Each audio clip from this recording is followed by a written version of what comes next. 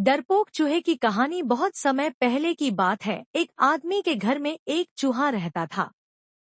वह औरत के द्वारा बहुत परेशान किया जाता था और धीरे धीरे डरपोक हो गया। आदमी ने अपने दोस्त से राय मांगी ताकि वह चूहे के इस दुख भरे भाग्य को बदल सके।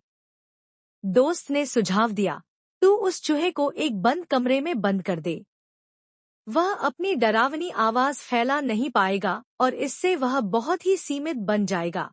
आदमी ने अपने दोस्त की बात मानी और चूहे की हकीकत नहीं समझते हुए उसे बंद कमरे में डाल दिया। चूहा अपनी आवाज फैला नहीं पा रहा था और इससे वह बहुत डर गया। उसकी आवाज बंद हो गई और वह आदमी के घर के आसपास ही रहने लगा। जीवन में खुशी मिल गई थी, लेकिन उसकी आदतें नहीं बदली थी।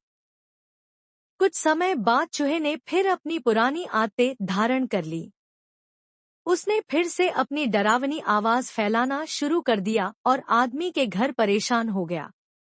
उसने वापस अपने दोस्त की सलाह मांगी और अब वह औरत से मुकाबला करने के लिए तैयार था। दोस्त ने ऐसा कहा, तू उस चूहे को उसके अंदर के सभी डर को देखने की कोशिश कर। तू देखेगा कि वह चूहा से भी डरा हुआ है। आदमी ने अपने दोस्त की सलाह मानी और चूहे के पास जाकर उसकी निभा गई आवाज देखने की कोशिश की। तो उसने देखा कि चूहा भी बहुत डरा हुआ है और उसे भी चूहा से डर लगता है।